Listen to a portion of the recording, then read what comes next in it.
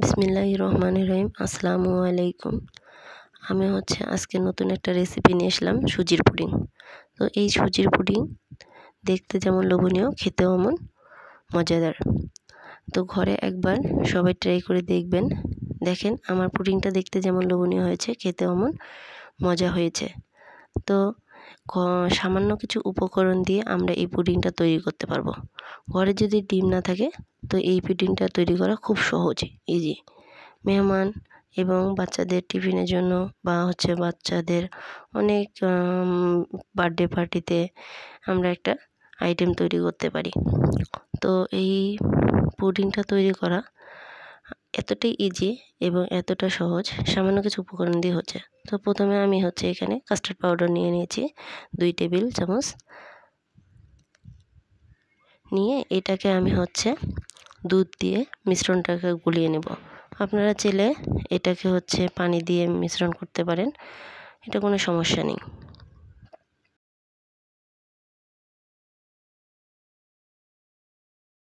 নিয়ে আমি এক সাইডে রেখে দিলাম। তো এখানে আমার প্রথমত পুডিংটা করার সময় একটি ভুল হয়েছিল। তো আমি আগে ক্যারামেলটা তৈরি না করে আগে দুধটা বসিয়ে দিয়েছিলাম। তো এখানে দুধের মধ্যে আমি হাফ কেজি দুধের একটু লবণ ব্যালেন্স ঠিক রাখার জন্য দিয়েছি, আর 1 কাপ চিনি দিয়েছিলাম। তো এক পর্যায়ে আমি দুধটাকে নেমে রেখে ক্যারামেলটা তৈরি করে নিলাম। তো এখানে আমি দুধটা আবার বসিয়ে দিয়েছি, একটু জাল করে নিয়েছি। নিয়ে এখানে হাফ থার্ড কাপ পরিমাণ এখানে সুজি দিয়েছি। সুজিটা দিয়ে এখানে আমি ভালো করে সুজিটাকে জাল করে নেব।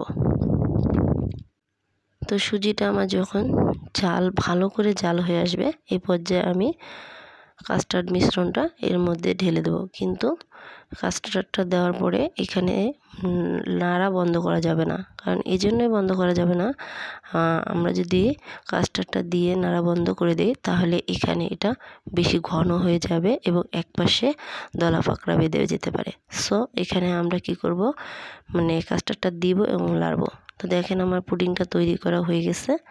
তো এখন আমি কি করতেছি, এখানে পুডিংটা একটা পাত্রে সেট করে নিচ্ছি। তো কিন্তু এটা গরম গরমই সেট করে নেবেন, এটাকে কিন্তু ঠান্ডা করার অপশনে রাখবেন না, তাহলে যেই পাত্রে রান্না করবেন ওই পাত্রেই সেট হয়ে যাবে। তো এটাকে গরম গরমেই বাটিটাতে সেট করতে হবে। তো আমি এটাকে সিদ্ধ করার জন্য এখানে আমি দেখেন ট্যাপ করে নিচ্ছি বাটিটা, যেন এর মধ্যে সুন্দরভাবে সেট হয়ে যায়।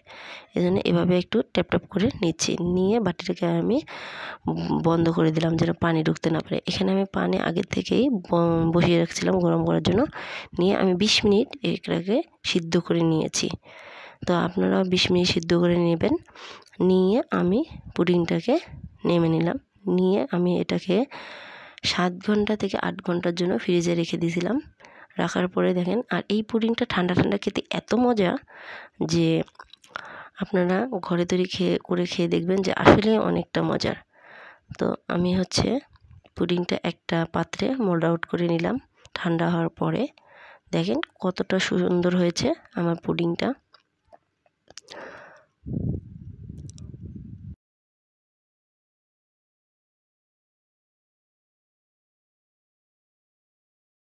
তো আমার চ্যানেলের ভিডিওগুলো যদি আপনাদের ভালো লেগে থাকে তাহলে আমার চ্যানেলটাকে বেশি সাবস্ক্রাইব করবেন।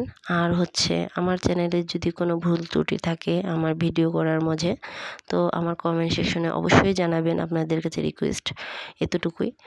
আর আমার কাছে আপনারা যদি নতুন কিছু রেসিপি দেখতে চান কমেন্ট বক্সে জানাবেন। তো আমার জন্য সকলে দোয়া করবেন। আসসালামু আলাইকুম।